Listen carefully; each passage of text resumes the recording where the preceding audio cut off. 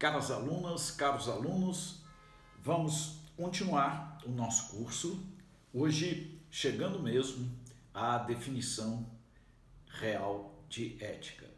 Na aula passada, nós explicamos, mostramos como o termo moral, o conceito moral, é justamente o denominador comum unívoco nos três registros em que falamos ética.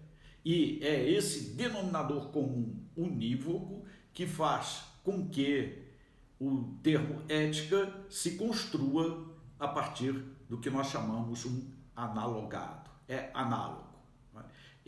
De um patamar para outro há uma diferença, há uma proporção, e esta proporção entre eles, entre os patamares, se dá a partir do princípio da analogia aristotélico, e é justamente este princípio que faz com que uma definição de ética num nível ou no nível 2 do segundo patamar sirva também para o nível 1 e para o nível 3. E é o que vamos fazer aqui agora. Na aula passada, nós mostramos como moral esse termo unívoco, esse conceito unívoco, que é moral, é justamente, em termos aristotélicos, a ação livre consequencial. Pressupõe o agir prático, é prático o agir, pressupõe o agir propriamente humano, o agir livre, não é? Livre nesse sentido, não de uma liberdade absoluta, mas é mais ou menos livre, podendo até não ser, mas a liberdade é a referência para este agir. E isto faz parte da própria racionalidade humana, como possibilidade de escolha e como capacidade de escolha dentro de uma escala de valores a partir de uma referência com critério. Então é isso que está em jogo. Não é? Vamos então agora no nível 2, ética, ciência da moral. Então a moral agora é objeto da ética, definir. Não é? Esta definição nós vamos tirá-la, vamos tomá-la emprestada de um grande professor chamado Joseph de Finance, professor francês. Ele escreveu uma obra chamada Éthique Générale, Ética Geral. Ele foi professor de ética, de filosofia moral aristotélica, é um aristotélico, um tomasiano, né? Aristóteles Tomás de Aquino, na Universidade Gregoriana de Roma. E ele define ética a partir de todos esses critérios, todo esse mundo sobre o qual nós já expomos, já falamos, da seguinte forma: ética é a ciência categoricamente normalizadora e prática dos atos humanos à luz dos estritos limites da racionalidade. Nós temos aqui uma definição aristotélica no sentido absoluto da palavra. Isto é, uma definição que procede por gênero próximo e diferença específica. Vejam, a ética, dentro do prisma aristotélico, ela versa sobre um objeto. E esse objeto chama-se atos humanos. Os atos humanos, ou o agir humano, a ação humana é o objeto desta teoria, desta ciência que nós vamos chamar de teoria moral, teoria científica moral, filosofia moral, e vamos dizer em que sentido ciência se explica aqui, é um sentido muito preciso. Então, no caso, objeto material da ética, né, o termo comum, o gênero próximo, né, são, digamos assim, os atos humanos. O objeto formal, aquilo que vai fazer com que a ética seja ética, é o seu caráter normalizador. A moralidade é prática e a moralidade, por ser prática, ela fundamenta, ou os atos humanos, que são atos morais, no caso aqui, são práticos e eles fundamentam, eles puxam, exigem, não é, uma orientação. Então a ética é uma ciência que orienta, que normaliza os atos humanos. E aqui então estamos diante da ética como, né? Área de conhecimento, área de estudo e área de orientação. Este é o sentido próprio da ética, à luz dos estritos limites da racionalidade. Então, é a razão e os ditames da razão, da racionalidade antropocêntrica, da racionalidade humana, que tudo isso vai acontecer. Vamos devagar. Ele fala que a ética é uma ciência categoricamente normalizadora. Então, o que quer dizer ciência aqui? Em que sentido este termo ciência aqui é empregado? Sem dúvida, não é o sentido de ciência que começa a surgir no século XVI, não é? Ok? É um sentido diferente, não é? Ciência, naquele sentido, né, da ciência dura, da ciência empírica, né, e que muitas vezes vai surgir até como crítica, né, à própria concepção de ciência anterior, né, como a lógica, por exemplo, na Inglaterra, no século XVI, né, fala-se de um novum organum scientiarum, um novo órgão das ciências, referindo-se ao órgão de Aristóteles de uma maneira até pejorativa, de uma maneira até irônica, não é? É o caso aí da família Bacon, de todos os Bacon, né? Francis Bacon, Roger Bacon, depois. Então, né, vai ser por aí, no caso Francis Bacon, né, que vai elaborar um novo órgão das ciências, que agora não, agora o órgão não é científico, antes não, né? Agora é. Tá? Não é isso. Ciência aqui não é nesse sentido. Ciência aqui, no sentido latino, scientiae, né? Conhecimento. Mas não se trata de um conhecimento qualquer.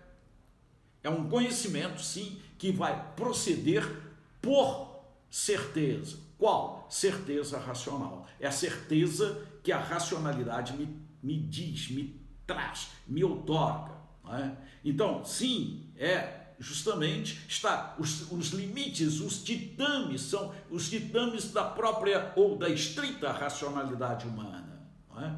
Os ditames são os da razão. Então, quando se fala em ciência aqui, fala-se num conhecimento que não é opinativo, que não é doxa, que não é opinião, mas que é certeza. Mas qual certeza? A certeza de razão, a certeza da racionalidade, que é a certeza que nós chamamos e tratamos como sendo filosófica. Filosofia é isso, ok? Então, primeiro, certeza racional. Segundo, é um conhecimento que procede por causalidade.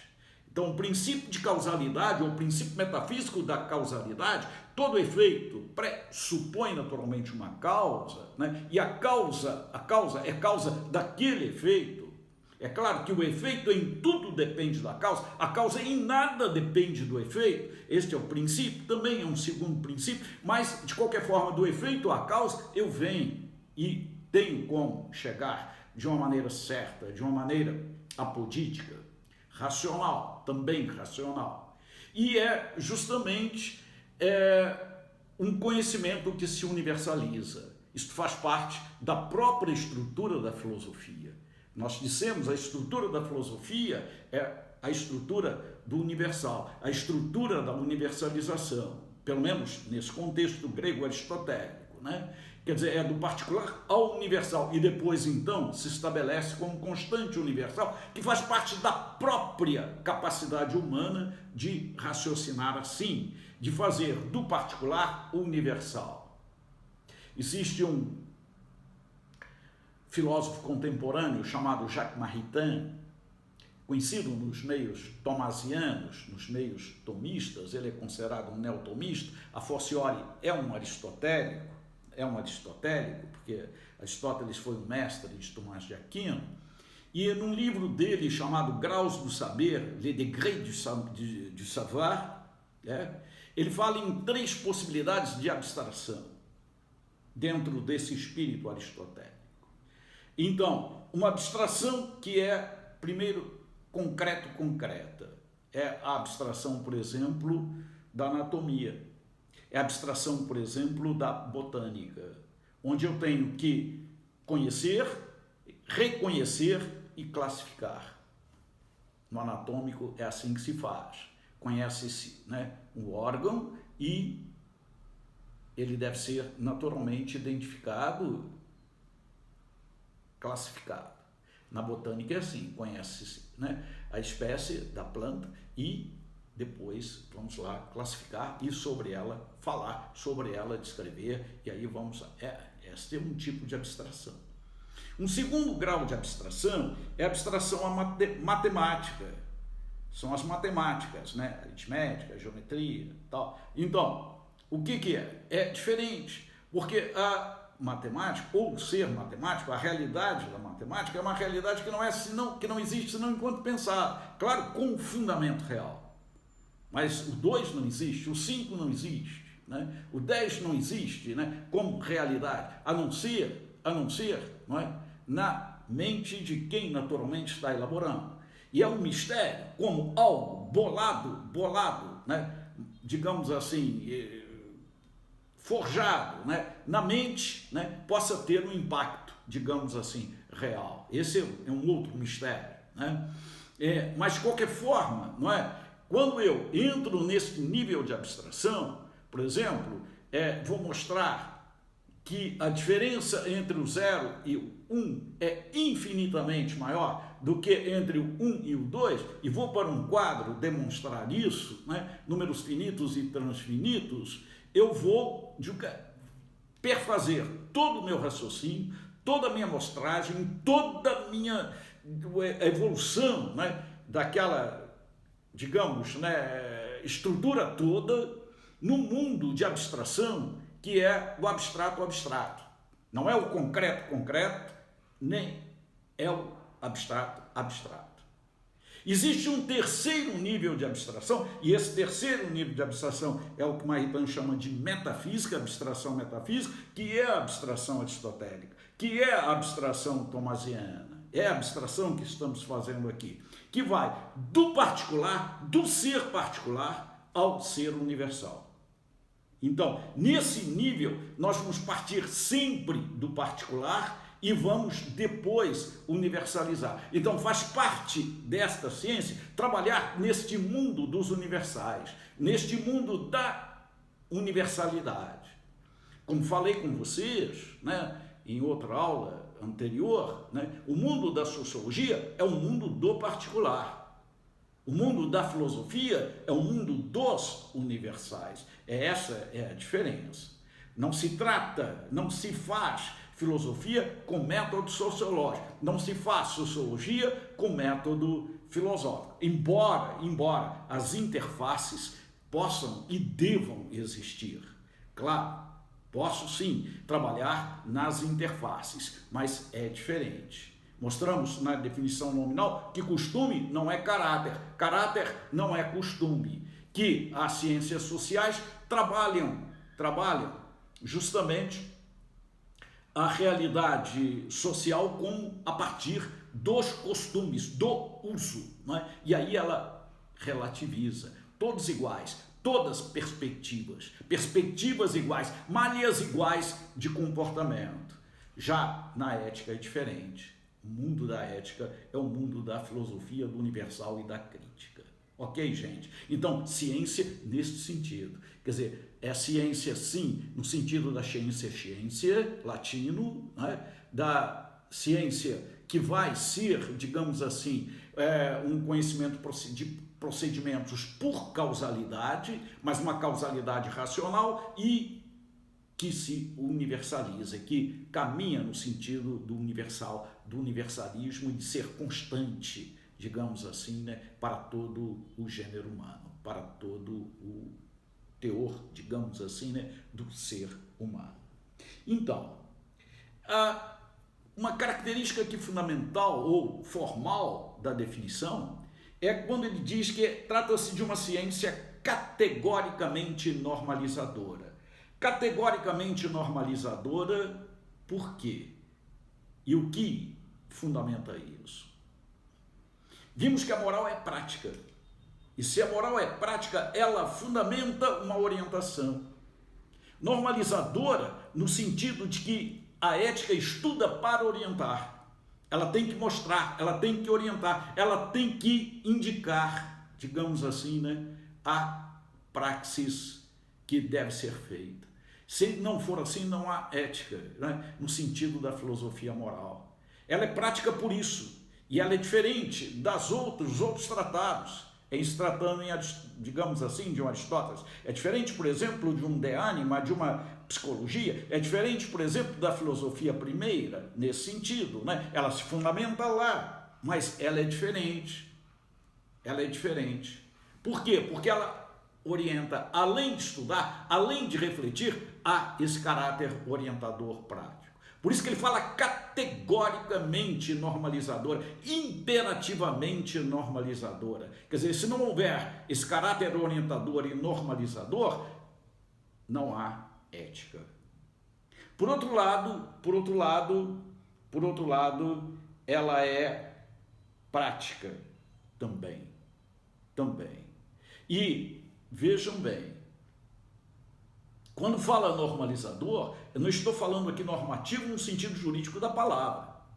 E aqui é a diferença entre o âmbito da moralidade e o âmbito do direito. O âmbito do direito é normativo. É normativo mesmo. Isto mais tarde nós vamos estudar ainda no curso. Né?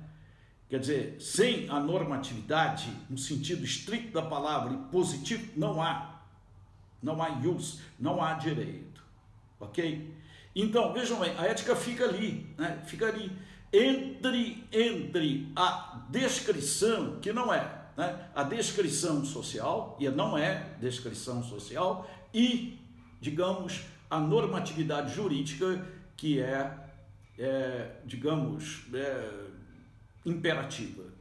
Ela é imperativa, sim, no sentido de indicar, no sentido de normalizar, no sentido de apontar, digamos, a ortopraxia, o que deve ser feito mediante, naturalmente, uma referência. E ela vai ser assim, é crítica, sem ser só estudo como as ciências sociais o faz, e sem ser também aquela lei, digamos, imperativa, né, no sentido absoluto de um positivismo jurídico que é expresso, que é a lei de positivada, né, jurídica expressa, que é, digamos assim, né, o caminho ou a ordem do próprio ius, do próprio direito. Então, né, não é nem ciências sociais, nem direito, é ética filosófica, é ética que advém justamente de uma característica fundamental sua, precisa, que é interiormente, né? Reflexão num nível de abstração e num grau de abstração, que é o grau da própria filosofia. E vamos lá, com Maritain, dizer um terceiro grau de abstração, metafísico. Fundamenta-se, sim, na metafísica e depois vamos à prática para o agir. Então, mais uma vez, ética é a ciência categoricamente, imperativamente, normalizadora, não é normativa, normalizadora e prática dos atos humanos, do agir humano, que é o objeto da ética, este agir livre, consequencial, à luz dos estritos limites da racionalidade, por onde, naturalmente, tudo vai ser medido. Esta é a medida, não é empiria, não é estatística, não é, digamos, a revelação, né? Uma revelação teológica, mas é a racionalidade humana. São os parâmetros da razão. Esta é uma ótima definição, penso eu, de Joseph de Finance, que se encontra em Éthique Générale, na edição da Universidade Gregoriana de Roma. Este livro foi editado em 1967. Encontra-se aí, naturalmente, né, para ser comprado, sobretudo na editora da Universidade Gregoriana de Roma, para quem, naturalmente, desejar fazer. Assim, chegamos ao final da definição de ética. Estamos aí definidos. Muito obrigado.